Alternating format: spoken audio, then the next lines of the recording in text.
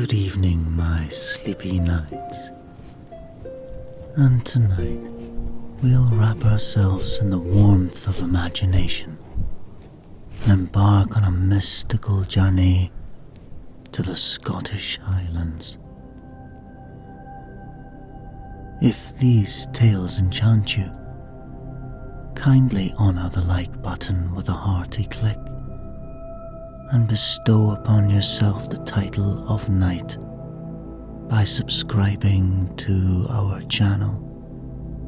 But for now, let us unwind and traverse the mists of time to an era graced by clans, druids, and ancient magic.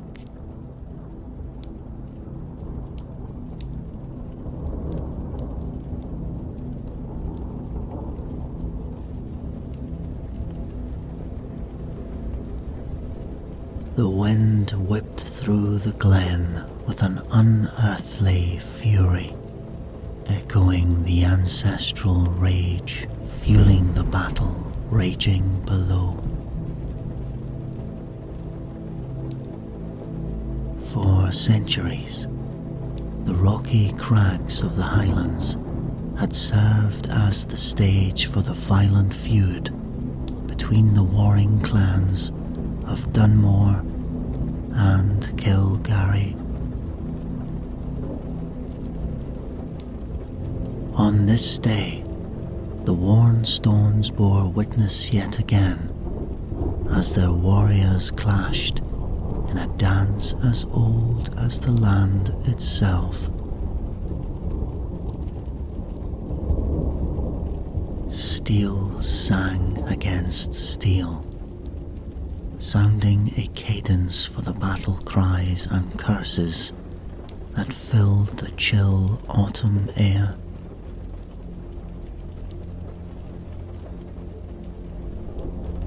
Blood soaked into the rocky soil, feeding the ancient grudges that drove the two sides with primal fervour.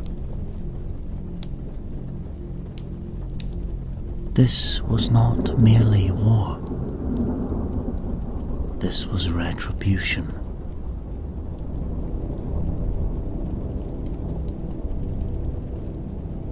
In the midst of the churning chaos stood two figures, a bulwark against the rising tide of violence through the mystic arts passed down by their Druid forebears. On the Kilgarry side fought Ailsa, her slender frame belying an iron will.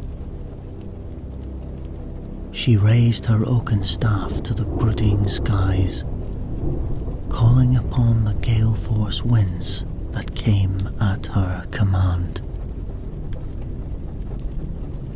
Golden hair streamed behind her like a war banner as she urged the winds to batter back the Dunmore attackers. She wore no armour, save a torque of hammered gold inscribed with druidic runes. Woad dye marked her pale skin with sigils of protection along her arms and face. Across the field, Bran's cobalt eyes locked with hers briefly before the Dunmore warrior returned his attention to driving his sword into the chest of a Kilgarry fighter.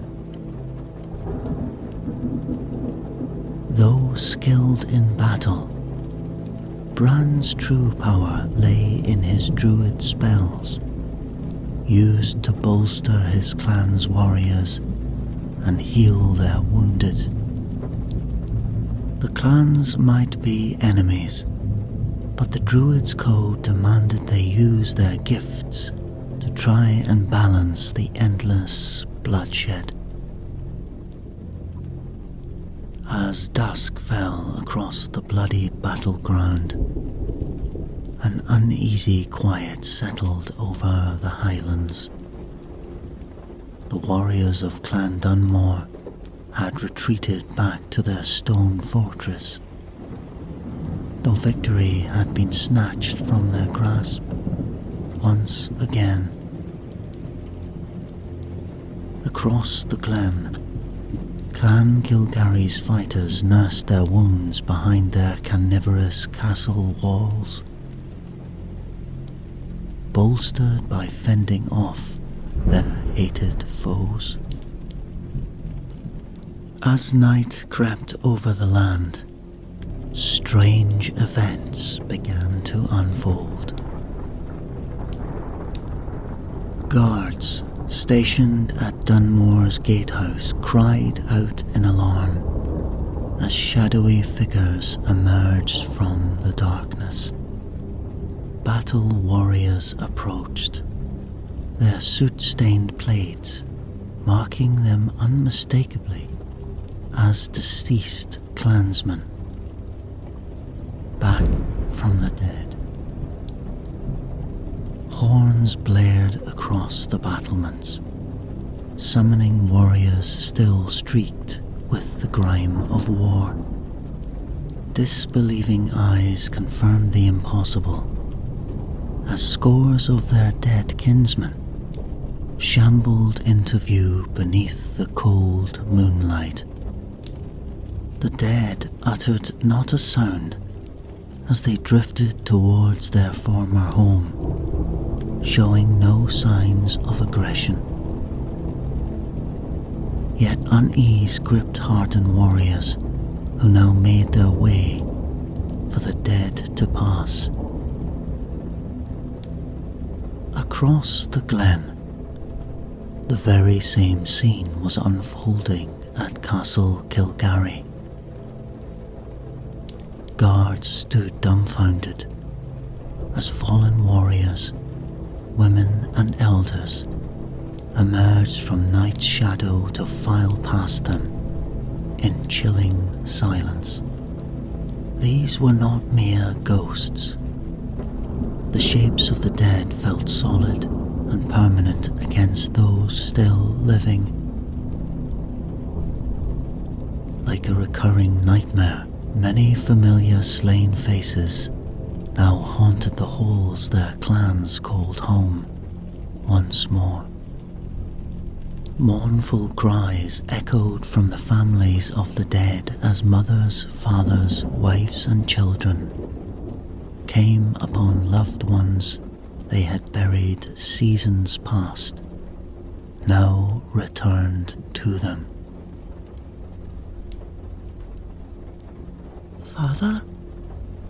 Father, speak to me, I beg thee, cried a young maiden named Iona, as she fell to her knees before the mute body of the warrior she had sung to sleep beneath the stones years prior. She reached out to clasp his hands, only to find them cold, though undeniably solid.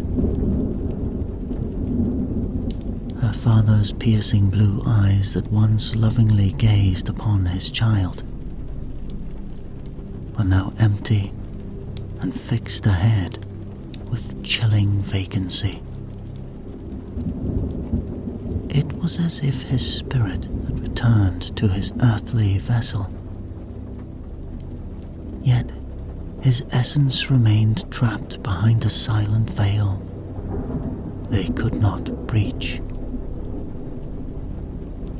The inability to interact seemed not to dissuade many clansmen from attempting to resume old routines with the returned souls.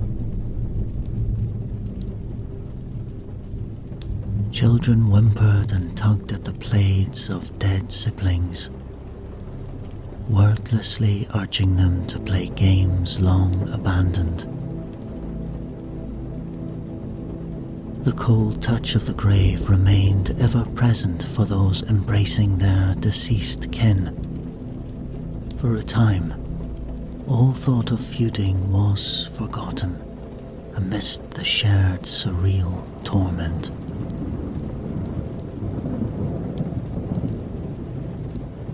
Kilgarries endured the same dance with death within their shadowy halls.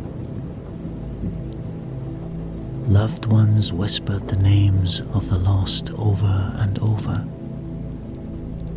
daring to hope that words might stir more than the aimless walking of the departed. As daylight illuminated the full scale of dead souls in their midst, Lagarth Kilgarry summoned his son and heir, Usteen, to an emergency council. Never had their hallowed halls hosted so many ghosts while still drawing breath. Action must be taken if the uneasy peace was to continue holding. Across the glen, the same thought weighed upon the mind of Dunmore's chief, Aidan.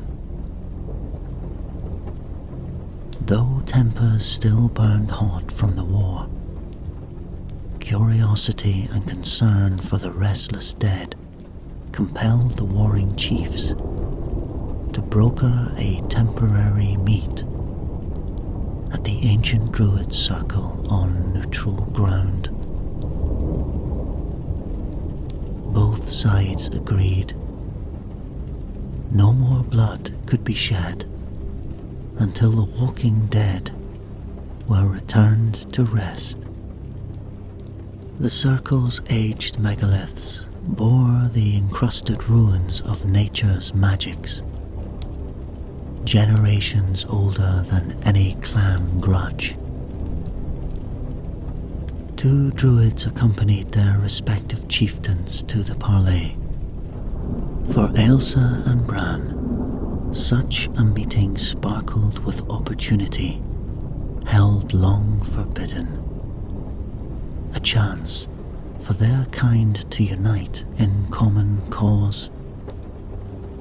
I shall confess, Lagarth, in all my 60 winters, I have never witnessed such dark sorcery as that which now stalks our halls, declared Aidan, once convened around the centre stone. We may carry old hatreds, but this new threat proves greater than any feud. If we strike at one another now, all shall fall to shadow. Lagarth solemnly concurred, and turned his grizzled greys to Ailsa. What wisdom can you define of these restless spirits, lass? Can our protectors break whatever evil bewitchment holds their tongues hostage? Work with the Druid and solve this, so we can get back to fighting. A tense silence fell, as all eyes shifted to the 2 Druids, who served as protectors, healers, and counselled to their people since long before the clans first drew blades against one another. As soon as the chieftains departed, Ailsa and Bran regarded each other warily across the ancient altar stone. 4 seasons had passed since the Druids last met, under a temporary truce to tend the most critically wounded on both sides. Even as they worked to save lives, Bran's clan had broken the accord once their warriors regained enough strength to resume the feud.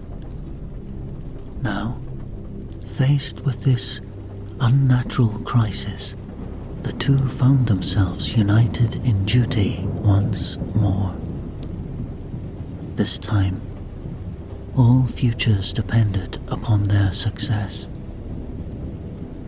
I shall attempt to summon their spirits for communing when the moon is highest tonight," stated Ailsa, breaking the tense silence between them. "With fortune's blessing, we may learn what anchor holds them to this mortal realm." Though her words were steady, Bran noted traces of fear in her pale green eyes. He gave a solemn nod, tone softening, "And I shall keep vigil by their decayed bodies in Dunmore Castle. But if the spirits do not answer your call, we must turn to older magicks." Ailsa bristled slightly at the mention of what such magicks could imply, but nodded in return. "Let us vow that whatever knowledge we uncover separately, we shall reconvene here on the morrow to share." She extended her hand towards him. Bran clasped her fingers with his own calloused ones and met her gaze with determination. "I give you my solemn oath, by root and branch, that our tribe's hatreds shall not stand in the way of lifting this curse upon them. United in duty and purpose once more." The two Druids vowed silently to rise to meet the shadowy threat, no matter the cost. True to their hidden vow, Ailsa and Bran worked tirelessly over the next fortnight, seeking the source of the restless dead's return. They reconvened when they could spare a moment to share their findings, or lack thereof. Each night, Ailsa invoked every banishing and containment ritual known to her order,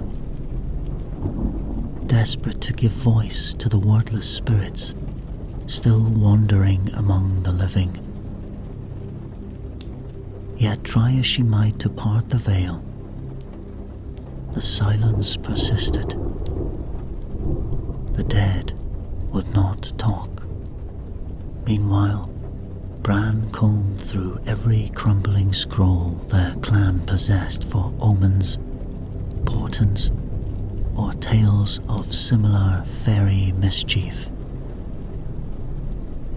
As days passed largely fruitless, resentment slowly thawed between the two Druids into a professional rapport and even fledgling camaraderie.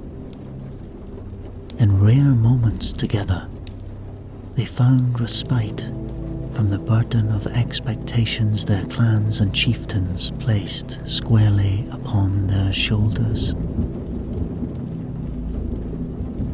A seed long suppressed between them began to shyly take root. Yet, the deepening mystery and growing toll of unending vigilance never released its grip for long. The hearts joining between them would need to weather far darker revelations still. Ailsa spent one long fruitless night trying vainly to give voice to the silent spirits still wandering Kilgarry halls. As dawn's light crept over the glen, desperate inspiration struck her. The burial vaults. Perhaps proximity to their vacant mortal shells would grant better fortune. She raced down into the underground tombs, weaving between the draped stones until she spotted one of the living spectres hovering aimlessly near a heavy memorial marker. Her own mother, Rhoda, long buried, yet now flesh once again. Heart aching, yet emboldened with possibility, Elsa extended her palms and spoke the sacred tongue to loosen unseen bindings upon the dead. The ritual words flowed as naturally as breath, while Rhoda slowly turned her hollow gaze upon her daughter. By branch and thorn, I break the bonds which choke your speech. Speak. Who has cursed you and all our fallen kin? At Elsa's question, Rhoda's parched lips creaked open, and a dusty rasp echoed forth. Elsa, my babe. We walk still because of thee. The curse of the clans must be broken. Elsa reeled back, stunned by her mother's sudden lucidity and cryptic words. Yet, before she could demand an explanation, Rhoda fell silent once more, the spell's potency fleeting. Her eyes resumed their vacant, lifeless gaze, though her body remained whole. Shaken, yet now alight with revelation, Elsa raced to the standing stones to share this vital piece with the other soul bound to unravelling the curse. Bran. She found the Dunmore Druid already awaiting her, his sleepless eyes mirroring her own, yet widening as she breathlessly recounted Rhoda's message. He grasped her shoulders firmly. My own divinations have illuminated little, yet I suspect foul ancient magicks twisted our clan's blood hatred into this dark curse. Then we must uncover what original sin spawned such evil punishment. Elsa whispered, through anxious knots tightening in her chest. What hand had she and their warring legacies unknowingly dealt to weave such a grim fate for their fallen? United by deepening dread, the two Druids steeled themselves to unearth their intertwined pasts and the true forbidden seeds that flowered into the desecration of their dead. The harsh song of autumn winds echoed through the glen as Elsa and Bran pored desperately over sagging parchment and threadbare tombs. The harsh song of autumn winds echoed through the glen as Elsa and Bran pored desperately over sagging parchments. Another fruitless search for answers. Elsa rose with a frustrated sigh, prepared to unleash her rage against the uncaring stone, when Bran halted her with a gentle touch. In his cobalt eyes, she found her own bone-deep weariness mirrored and given voice in his trembling whisper. We have always been but pawns bound by our tribes. My moonlight spirit, held apart design. Yet, in this darkness, you alone are the hearth fire guiding my lost steps homeward. His calloused palm reached out to brush fiery strands from her cheek. She did not, could not, pull away. This tender communion was all that kept harsh fate's wolves beyond their sanctum's gate. So, at last, she gave herself over to what was surely destined ruin. Her mouth found his, as stones and sky and all the old powers bore witness to their intermingling breath. Here, now, two battered souls swore union to carry their peoples from blighted shadow or fall nobly in sacred defiance. The first kiss held the promise of forbidden tomorrows, bathed in glory or cataclysm. What future awaited could not sway their present course already set in motion. For in this moment, chained no longer were their destined hearts.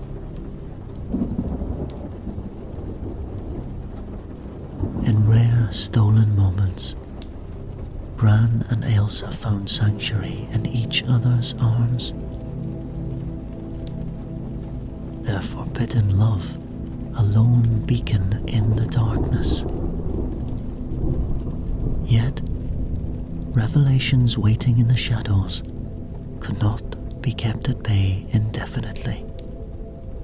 During one late night's research, Bran uncovered ancient fragments linking their tribe's feud to corrupted blood magicks.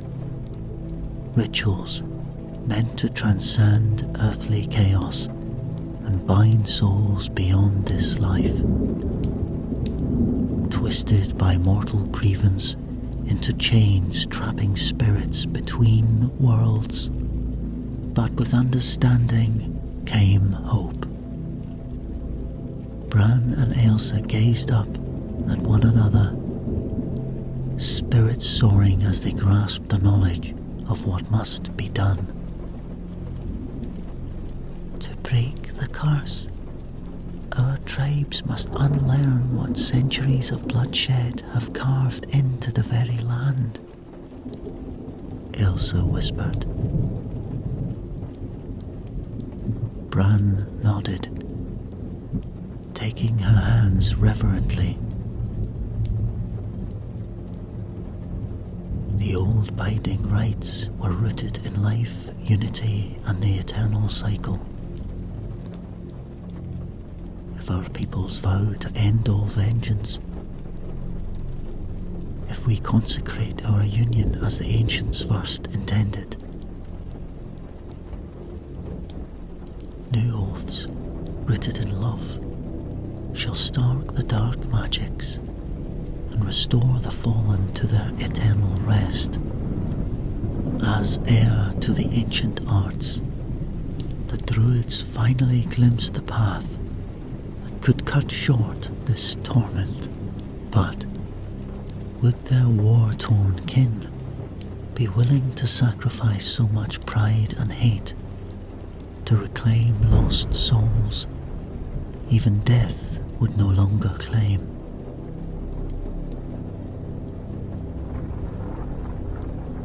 A renewed spark of hope ignited in Ailsa and Bran's hearts, kindled by the promise of ending their clan's torment. If only pride and hatred could be made to kneel before desperation's petition,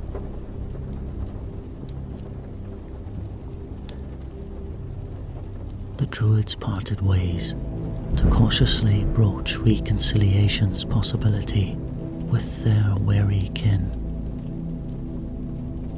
But fate, ever cruel, lashed back against this defiant flame. In a moonlight glen of sacred stones, their chaste farewell kiss was glimpsed by a Kilgarry scout on routine patrol. By next dawn, venomous rumour of the Druids' forbidden tryst roared through both camps. All thoughts of peace burned up in rekindled fury. Ailsa faced her chieftain's blistering accusations of unforgivable betrayal, just barely quelling the clan's bloodlust for her head. Meanwhile, across the glen, Bran endured whippings as bitter penance for his treachery. In the end, the warring tribes would hear no talk of ending old curses or sacrifices. Too deep. Even with salvation for their haunted clans finally grasped, the thirst for vengeance yet eclipsed all sense of reason. Pride and rage made beasts of men once more. And Ailsa and Bran could only steal a mournful glance between them across the widening gulf, their dream of deliverance receding into wind and ash. Ailsa and Bran's desperate plea for peace fell upon deaf ears, hardened by endless cycles of retribution. Their cautious spark of hope was cruelly smothered beneath proud raging fires, now burning hotter than ever within both camps. Accusations turned swiftly back into steel as Dunmore and Kilgarry warriors marshalled with murderous intent across blood-soaked fields. All thought of lifting curses faded beneath boiling crimson tides of war. Kin long departed and newly mourned braced to receive fresh souls into their tortured ranks. As battle erupted with unprecedented ferocity, the land itself seemed to cry out in anguish. Wind and rain lashed, exposed skin, already streaked with gore, as the feast of violence raged on. Iron sang a vicious cadence to the sounds of warrior fury unleashed. For how could there be thoughts of salvation when all hearts nursed vengeance as a suckling babe?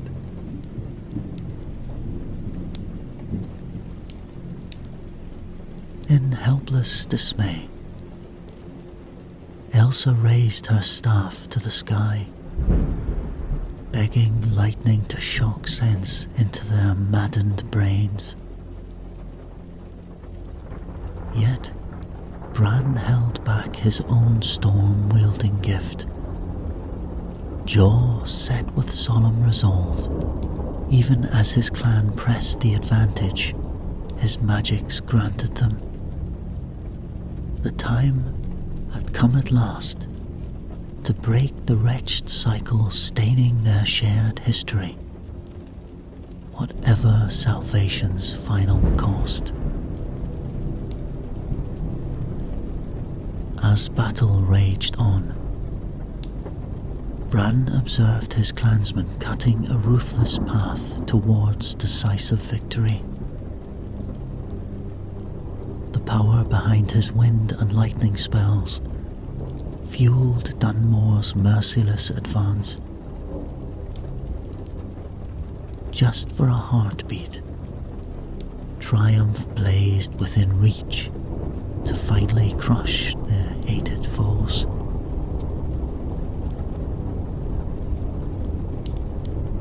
Yet, the brief image of Ailsa's anguished face flashed across Bran's mind, stealing his nerve. With a last longing look at his oblivious kin, he whispered an incantation to move unseen into Kilgary's flank.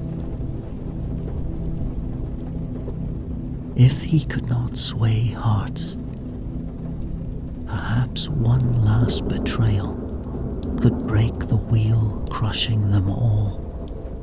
With silent apology, Bran summoned an icy spell against exposed Dunmore backs. His clansmen cried out in shock and outrage at the freak storm, halting their advance. Ailsa lifted her head to behold the impossible tempest, then locked eyes with its solemn caster from across the churning field. In sad understanding passed between two druids now completely alone, Bran offered a single nod. After this day, no others need ever suffer such torment at the hands of their tribe's blood feud. The end was upon them both, come what may. With peace now a forever dream scattered by driving sleet, Bran strode forth serenely to accept the fate he had carved for himself, and cut short his people's lust for vengeance in the process. Bran's betrayal ignited Dunmore fury into an inferno. They descended upon him with curses, flying as freely as sharpened steel. He made no move to hold their advance, nor raise hand against the family-turned-executioners, advancing upon their wayward son.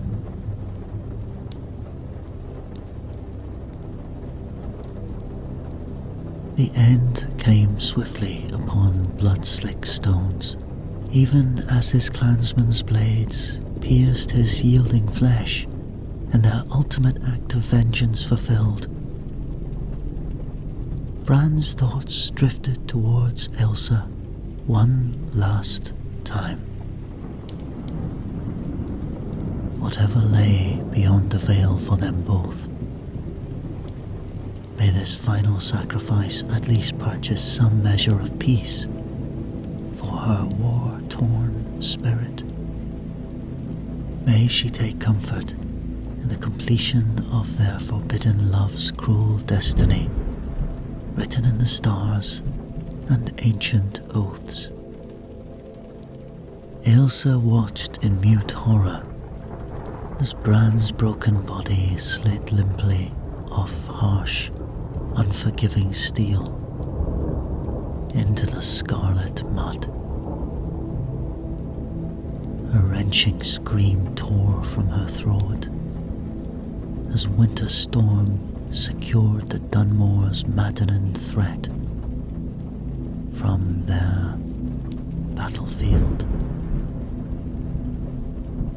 She raced desperately through driving sleet to where her beloved lay crumpled and gasping faintly amidst crimson pools. Collapsing at his side with flames reduced to ash and smoke. She cradled Bran close until the light left his empty traitor's eyes. She cradled Bran close until the light left his empty eyes. No truce left to violate, no peace left to be found that could wash clean their cursed clan's stain.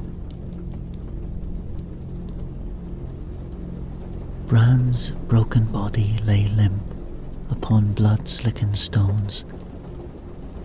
His spirit fled to realms beyond Ailsa's reach. Her anguished wails echoed across the now silent battlefield, scattered with the gruesome remnants of their tribe's mutual destruction and fresh reasons for vengeance. In the battle's aftermath, Clan Kilgarry emerged battered, yet standing. What remained of Clan Dunmore retreated to nurse their wounds and fractured pride. In the weeks after, an eerie shift rippled through Kilgarry halls. The tide of risen dead slowly began to ebb at last.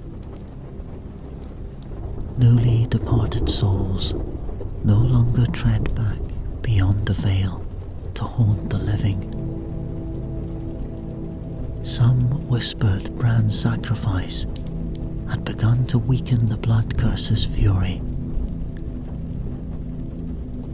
Others awaited the day their enemies would surely return to finish the task. Amidst the funeral calm, muted gatehouse cries one grey morning heralded a wretched handful of Dunmore guards staggering through the mist toward enemy Kilgarry lands. And shuffling among them, with empty, haunted eyes, was Bran's familiar visage, now just as pale and tortured as his fellow restless, cursed dead. Ailsa drifted through the halls like a ghost herself, numbly performing rituals more out of dread than any hope of solace. The curse may have begun receding thanks to Bran's sacrifice, but her own hollow heart persisted in its own private agony. When the last of the dead first shambled through Kilgarry's gates, Ailsa's breath caught at the thought Bran might return among them. And late afternoon shadows stretched long before she finally glimpsed his beloved face hovering at the rear procession.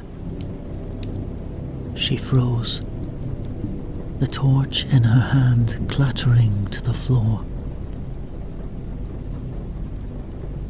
Those who witnessed later swore the Druid let loose an unearthly cry, unlike any heard in those halls before. A sound to pierce the veil itself. My warrior, my soul's own heart, Ailsa whispered through joyous anguish. She drifted forward until mere breaths kept her lips from his. This close, only the faded glint of honouring woad paint distinguished handsome Bran from his fellow condemned. She reached to cradle the cold, too solid flesh of his face, as if the most precious treasure now restored across eternities.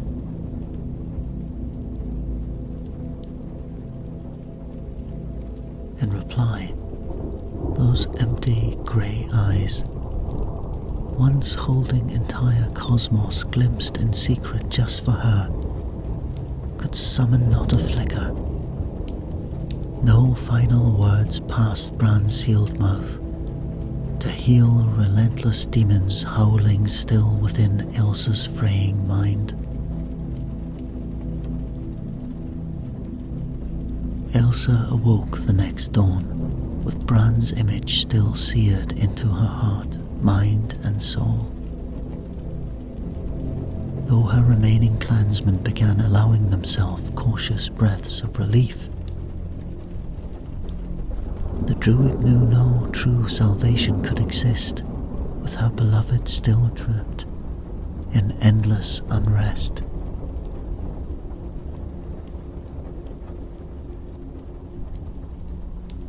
She travelled to the stone circles where they first began unravelling the blood curse together, what now felt like eons past.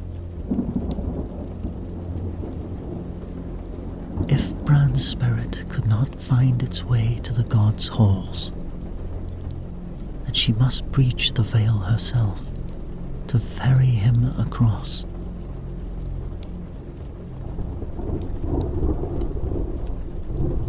Drawing Bran's lingering spirit to the circle, she commanded he join hands with her, summoned by rune-etched megaliths. You bound yourself in service to all future peace between our tribes reborn, my eternal love, she intoned through bitter-sweet tears. I bind myself to you now, he who I would choose above clan, kin, or breath itself. Weaving the most ancient negotiation rites, she at last uttered words to unlock Bran's damned essence from its fleshy chains. His ashen lips creaked slowly.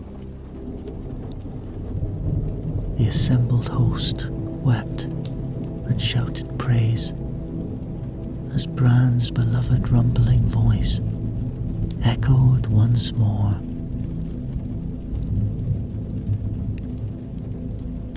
With the curse nearly broken, he had strength for 3 words alone before the abyss reclaimed him forevermore.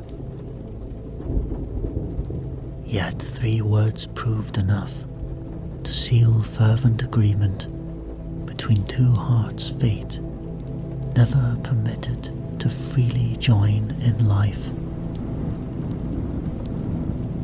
Bran sighed, finally unfettered, if only for precious heartbeats span. He muttered, I love thee.